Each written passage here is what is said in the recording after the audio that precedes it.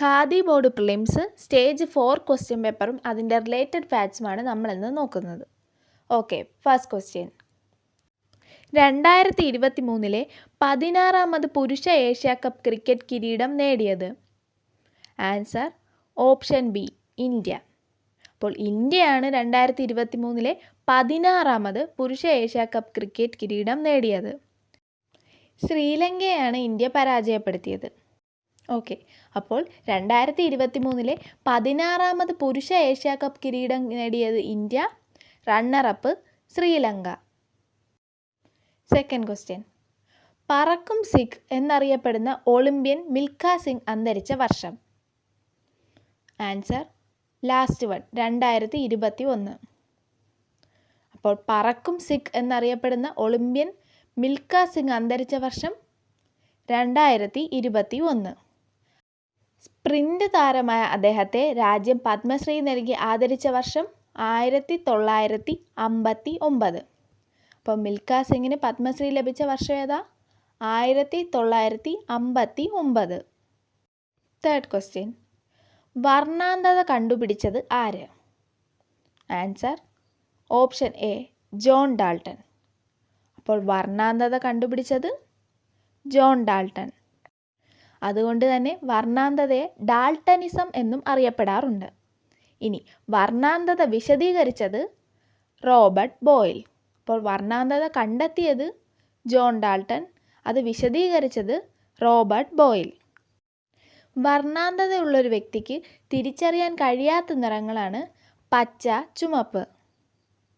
വർണ്ണാന്തത നിർണ്ണയിക്കുന്ന ടെസ്റ്റാണ് Ishihara test. അപ്പോൾ വർണ്ണാന്തതയുള്ള ഒരു വ്യക്തിക്ക് തിരിച്ചറിയാൻ കഴിയാത്ത നിറങ്ങളാണ് പച്ച, ചുവപ്പ്. ഇനി വർണ്ണാന്തത കണ്ടെത്താനുള്ള test Ishihara test. Fourth question. Pragyan rover വിക്ഷേപിച്ചത് എന്ന്? Answer option C 2019 July 22. ഇവിടെ ചന്ദ്രയാൻ 2 വിക്ഷേപിച്ച ഡേറ്റാണ് അവർ ഇൻഡയറക്റ്റ് ആയിട്ട് ചോദിച്ചിരിക്കുന്നത്. അപ്പോൾ പ്രഗ്യാൻ റോവർ അല്ലെങ്കിൽ ചന്ദ്രയാൻ 2 വിക്ഷേപിച്ചത് എന്ന്? 2019 ജൂലൈ 22. ചന്ദ്രയാൻ 2 ലാൻഡർ വിക്രം. അപ്പോൾ ചന്ദ്രയാൻ 2 റോവർ പ്രഗ്യാൻ, ലാൻഡർ ചോദിച്ചാൽ വിക്രം. ഇനി Chandrayaan 2 project director Vanitha Muthayya. Mission director ആണെങ്കിലോ ഋതു കരുതാൾ. ഇനി ചന്ദ്രയാൻ 2 വിക്ഷേപണ സമയത്തെ ISRO ചെയർമാൻ കെ ശിവൻ.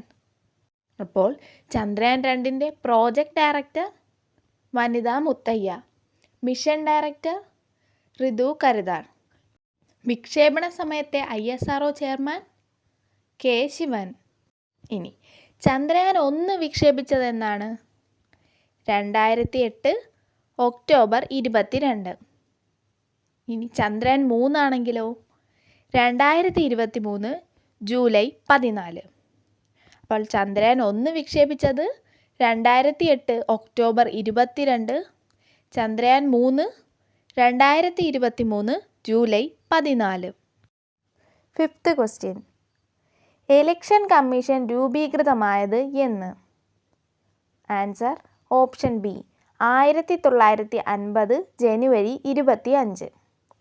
അപ്പോൾ ഇലക്ഷൻ കമ്മീഷൻ രൂപീകൃതമായത് എന്നാണ്? 1950 ജനുവരി 25. ഇനി സംസ്ഥാന ഇലക്ഷൻ കമ്മീഷൻ ആണെങ്കിലോ 1993 ഡിസംബർ 3. അപ്പോൾ കേന്ദ്ര election commission രൂപീകൃതമായത് 1950 January 25.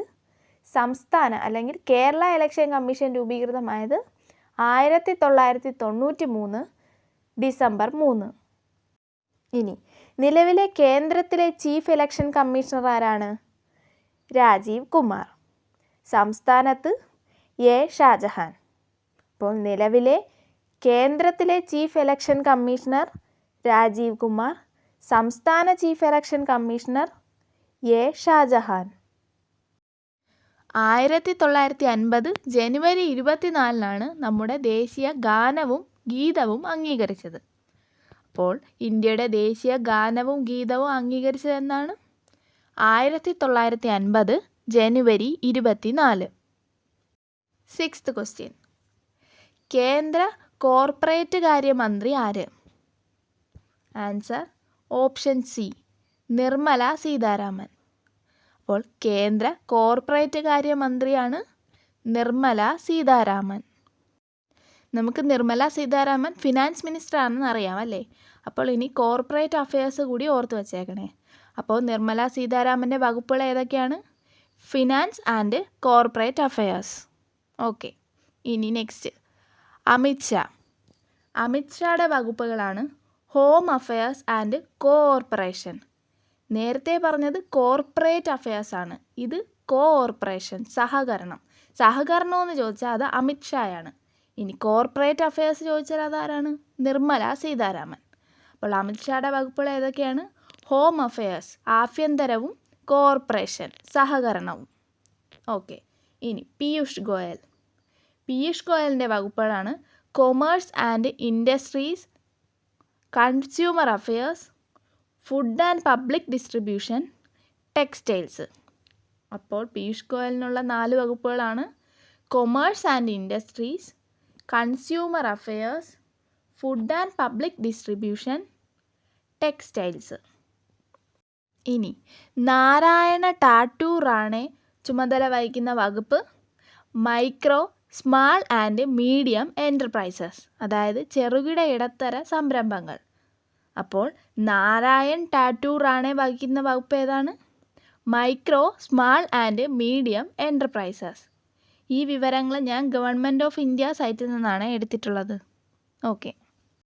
7th question. Rajaram Mohan Roy Bengali ഭാഷയിൽ ആരംഭിച്ച പത്രം ഏത്? Answer option C Sambad Kaumudi. അപ്പോൾ സംബാദ് കൗമുദി എന്ന പത്രം ഏത് ഭാഷയിലുള്ളതാണ്? ബംഗാളി ഭാഷ. ആരംഭിച്ചത് രാജാറാം മോഹൻ റോയ്. ഇനി രാജാറാം മോഹൻ റോയ് പേർഷ്യൻ ഭാഷയിൽ ആരംഭിച്ചതാണ് ചോദിച്ചെങ്കിലോ? അങ്ങനെയാണെങ്കിൽ ലാസ്റ്റ് ഓപ്ഷൻ മിറാത്ത് ഉൽ അക്ബർ. അപ്പോൾ രാജാറാം മോഹൻ റോയ് പേർഷ്യൻ ഭാഷയിൽ ആരംഭിച്ചതാണ് മിറാത്ത് ഉൽ അക്ബർ.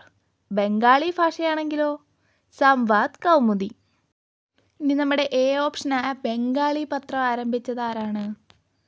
സുരേന്ദ്രനാഥ് ബാനർജി. അപ്പോൾ ബംഗാളി പത്രം ആരംഭിച്ചത് സുരേന്ദ്രനാഥ ബാനർജി. ഇനി ഷോം പ്രകാശ് എന്ന പത്രം ആരംഭിച്ചത് ആരാണ്? ഈശ്വരചന്ദ്ര വിദ്യാസാഗർ. അപ്പോൾ ബംഗാളി പത്രം ആരംഭിച്ചത് സുരേന്ദ്രനാഥ ബാനർജി, ഷോം പ്രകാശ് എന്ന പത്രം ആരംഭിച്ചത് ഈശ്വരചന്ദ്ര വിദ്യാസാഗർ. 10ാം ക്ലാസ്സിലെ സംസ്കാരവും ദേശീയതയും എന്ന ചാപ്റ്ററിലെ ഒരു പേജാണിത്. ഇതിൽ നമ്മൾ ഇപ്പോൾ ചോദിച്ച ക്വസ്റ്റ്യൻ ഞാൻ ഇവിടെ മാർക്ക് ചെയ്തിട്ടുണ്ട്.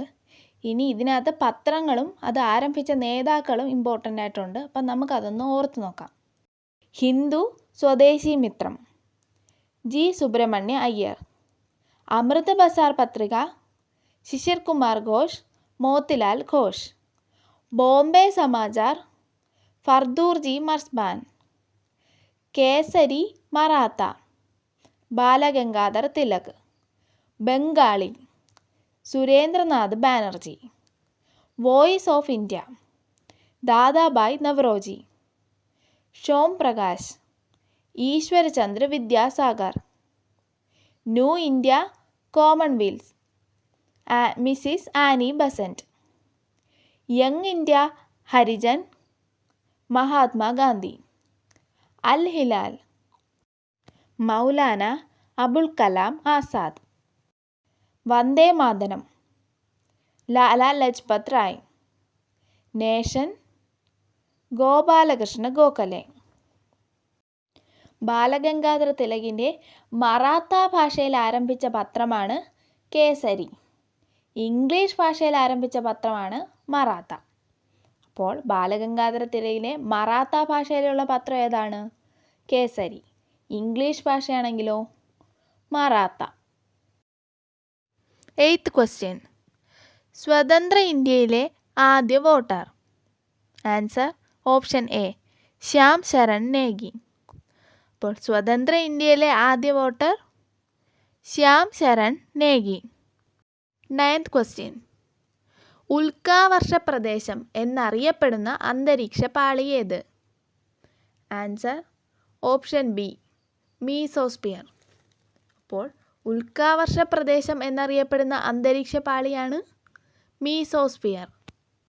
ഓസോൺ പാളി കാണപ്പെടുന്നത് ഏത് ലെയറിലാണ്? സ്ട്രാറ്റോസ്ഫിയർ.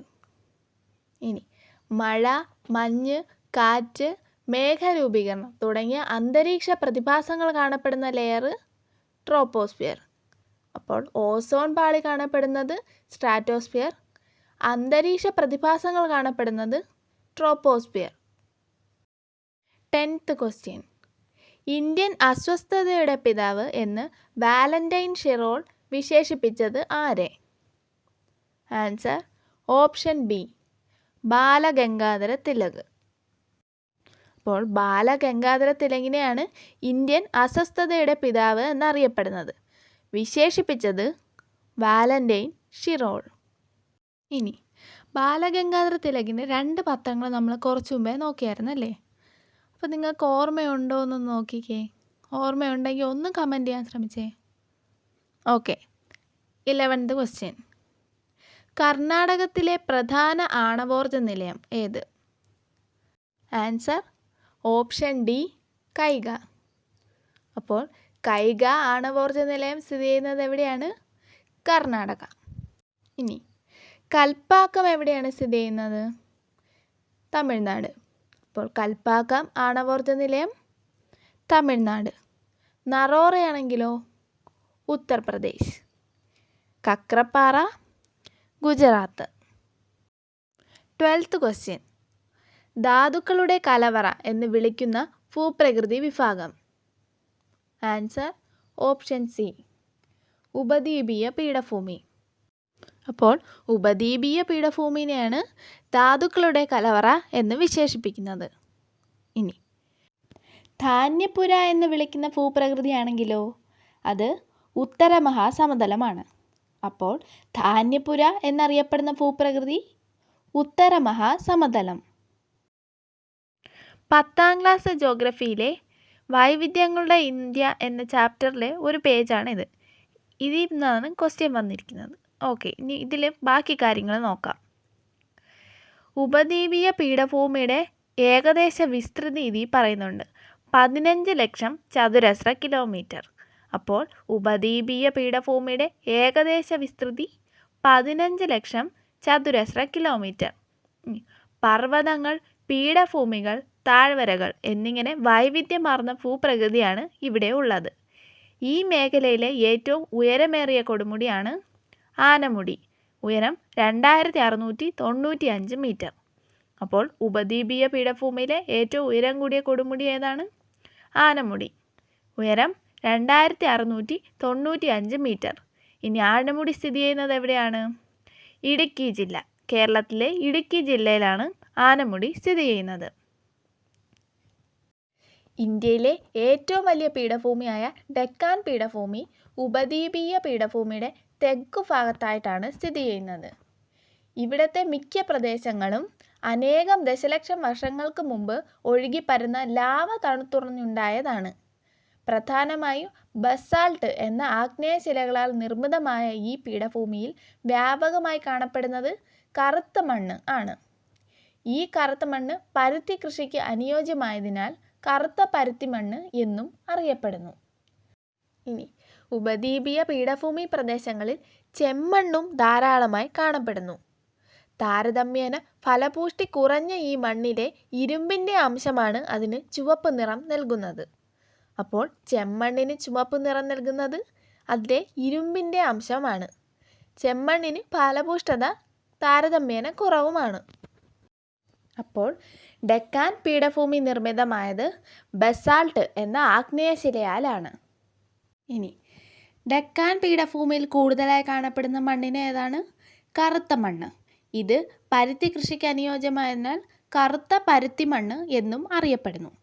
ഇനി കറുത്ത മണ്ണിൻ്റെ മറ്റു പേരുകൾ ഏതൊക്കെയാണ്? Rigger soil. ഇനി 13ാമത്തെ ക്വസ്റ്റ്യൻ. ലാവ തണുത്തുറഞ്ഞുണ്ടായ പീഠഭൂമി. നമ്മൾ കുറച്ച് മുമ്പേ കണ്ടതേ ഉള്ളൂ. ഓപ്ഷൻ എ ഡെക്കാൻ പീഠഭൂമി. അപ്പോൾ ലാവ തണുത്തുറഞ്ഞുണ്ടായ പീഠഭൂമി ഡക്കാൻ പീഠഭൂമി. നെക്സ്റ്റ്, അമരാവതി ഏത് നദിയുടെ പോഷക നദിയാണ്? Answer option B Kaveri. അപ്പോൾ കാവേരിയുടെ പോഷക നദിയാണ് അമരാവതി. വൈവിധ്യങ്ങളുടെ ഇന്ത്യ എന്ന ആ സെയിം ചാപ്റ്ററിൽ നിന്ന് തന്നെയാണ് ഈ ക്വസ്റ്റ്യനും ചോദിച്ചിരിക്കുന്നത്. ഓക്കെ, അപ്പോൾ ഇന്ത്യയിൽ 6 ഉപദ്വീപീയ നദികളാണ് ഉള്ളത്. ഇതിൽ നർമ്മദ, താപ്തി എന്നിവ പടിഞ്ഞാറോട്ടും ബാക്കി 4 മഹാനദി, ഗോദാവരി, കൃഷ്ണ, കാവേരി എന്നിങ്ങനെയുള്ള 4 എണ്ണവും കിഴക്കോട്ടുമാണ് ഒഴുകുന്നത്. അപ്പോൾ ഉപദ്വീപീയ നദികളിൽ പടിഞ്ഞാറോട്ട് ഒഴുകുന്ന നദികൾ ഏതൊക്കെയാണ്? നർമ്മദ, താപ്തി. നമുക്ക് ഓരോന്നിൻ്റെ പോഷക നദികൾ നോക്കാം. ഇബ്, ടെല്ല് എന്നിവ മഹാനദിയുടെ പോഷക നദികളാണ്. ഇന്ദ്രാവതി, ശബരിയാണെങ്കിലോ ഗോദാവരി. ഭീമ, തുംഗഭദ്രയാണെങ്കിൽ കൃഷ്ണ. കബനി, അമരാവതി കാവേരിയുടെ പോഷക നദികൾ. ഹിരൺ, ബഞ്ചൻ, നർമ്മദ. ആനർ, ഗിർന, താപ്തി. അപ്പോൾ മഹാനദി ഇബ്, ടെല്ല്. ഗോദാവരി, ഇന്ദ്രാവതി, ശബരി. കൃഷ്ണ, ഭീമ, തുംഗഭദ്ര. കാവേരി, കബനി, അമരാവതി. നർമ്മദ, ഹിരൺ, ബഞ്ചൻ, താപ്തി. ആനർ, ഗിർന. ഈ ബോക്സിലുള്ള ബാക്കി കാര്യങ്ങളും വളരെ ഇമ്പോർട്ടൻ്റ് ആണ്. അപ്പോൾ അതും കൂടി ഒന്ന് നോക്കിയേക്കണേ. പിന്നെ ഇനി എക്സാം എഴുതാനുള്ളവർ പറ്റുമെങ്കിൽ ഈ ചാപ്റ്റർ ഒന്നും കൂടി ഒന്ന് റിവൈസ് ചെയ്തിട്ട് പോണേ. ഒരുപാട് ക്വസ്റ്റ്യൻസ് ഇതിൽ നിന്ന് ചോദിച്ചിട്ടുണ്ട്. ഓക്കെ, 15ാമത്തെ ക്വസ്റ്റ്യൻ. സുവർണ ചതുഷ്കോണം സൂപ്പർ ഹൈവേ ബന്ധിപ്പിക്കുന്ന സ്ഥലങ്ങൾ. Answer last one. Delhi, Mumbai, Chennai, Kolkata. അപ്പോൾ സുവർണ ചതുഷ്കോണം സൂപ്പർ ഹൈവേ ബന്ധിപ്പിക്കുന്ന സ്ഥലങ്ങൾ ഡൽഹി, മുംബൈ, ചെന്നൈ, കൊൽക്കത്ത. 1999 ജനുവരി 6 അടൽ ബിഹാരി വാജ്പേയി മന്ത്രിസഭയുടെ കാലത്താണ് ഇത് ഉദ്ഘാടനം ചെയ്തത്. 16ാമത്തെ ക്വസ്റ്റ്യൻ. ഇന്ത്യയിലെ ഏറ്റവും ഉയരമുള്ള കൊടുമുടിയായ മൗണ്ട് കെ2 അഥവാ ഗോഡ്വിൻ ഓസ്റ്റിൻ സ്ഥിതി ചെയ്യുന്ന പർവ്വതനിര. Answer option B Karakoram. കാരക്കോറത്തിൻ്റെ ഉയരം 8661 മീറ്റർ. അപ്പോൾ മൗണ്ട് കെ2വിൻ്റെ ഉയരം 8661 മീറ്റർ. ഇത് സ്ഥിതി ചെയ്യുന്നത് പൂർണ്ണമായും ഇന്ത്യയിലല്ല, പാക് ഒക്കുപ്പൈഡ് കാശ്മീരിൻ്റെ ആ ഭാഗത്തായിട്ടാണ് വരുന്നത്. അപ്പോൾ പൂർണ്ണമായും ഇന്ത്യയിൽ സ്ഥിതി ചെയ്യുന്ന ഏറ്റവും ഉയരം കൂടിയ കൊടുമുടി എന്നാണ് ക്വസ്റ്റ്യൻ എങ്കിൽ ആൻസർ മാറും. അതിൻ്റെ ആൻസർ കാഞ്ചൻജംഗയാണ്, സിക്കിമിലുള്ള. അപ്പോൾ പൂർണ്ണമായും ഇന്ത്യയിൽ സ്ഥിതി ചെയ്യുന്ന ഏറ്റവും ഉയരം കൂടിയ കൊടുമുടി കാഞ്ചൻജംഗ, സിക്കിം. അല്ലെങ്കിൽ മറ്റൊരു രീതിയിൽ ചോദിക്കാം, തർക്കരഹിത ഇന്ത്യയിൽ സ്ഥിതി ചെയ്യുന്ന ഏറ്റവും ഉയരം കൂടിയ കൊടുമുടി ചോദിച്ചാലും അത് കാഞ്ചൻജംഗയാണ്. അപ്പോൾ പൂർണ്ണമായും ഇന്ത്യയിൽ സ്ഥിതി ചെയ്യുന്ന ഏറ്റവും ഉയരം കൂടിയ കൊടുമുടിയും തർക്കരഹിത ഇന്ത്യയിൽ സ്ഥിതി ചെയ്യുന്ന ഏറ്റവും ഉയരം കൂടിയ കൊടുമുടിയും ചോദിച്ചാൽ കാഞ്ചൻജംഗ. ഈ ക്വസ്റ്റ്യനും വൈവിധ്യങ്ങളുടെ ഇന്ത്യ എന്ന ചാപ്റ്ററിൽ തന്നെയാണ് വന്നിട്ടുള്ളത്. Okay, next question. കോട്ടണോപോളിസ് എന്ന് വിശേഷിപ്പിക്കുന്ന ഇന്ത്യയിലെ പ്രധാന നഗരം. Answer option C Mumbai. ഇന്ത്യയിലെ ഏറ്റവും വലിയ കൃഷിയധിഷ്ഠിത വ്യവസായമാണ് പരുത്തിത്തുണി വ്യവസായം. ഇന്ത്യയിലെ ആദ്യ പരുത്തി മില്ല് സ്ഥാപിതമായത് ഫോർട്ട് ഗ്ലോസ്റ്റർ, കൊൽക്കത്ത. വർഷം 1818. അപ്പോൾ ഇന്ത്യയിലെ ആദ്യ പരുത്തി മില്ല് സ്ഥാപിതമായത് ഫോർട്ട് ഗ്ലോസ്റ്റർ, കൊൽക്കത്ത. വർഷം 1818.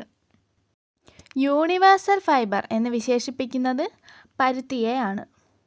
അപ്പോൾ യൂണിവേഴ്സൽ ഫൈബർ എന്നാണ് പരുത്തി. ഈ ക്വസ്റ്റ്യൻ വന്നിരിക്കുന്നത് 10ാം ക്ലാസ്സിലെ ജോഗ്രഫിയിലെ ഇന്ത്യ സാമ്പത്തിക ഭൂമിശാസ്ത്രം എന്ന ചാപ്റ്ററിൽ നിന്നാണ്. Next question.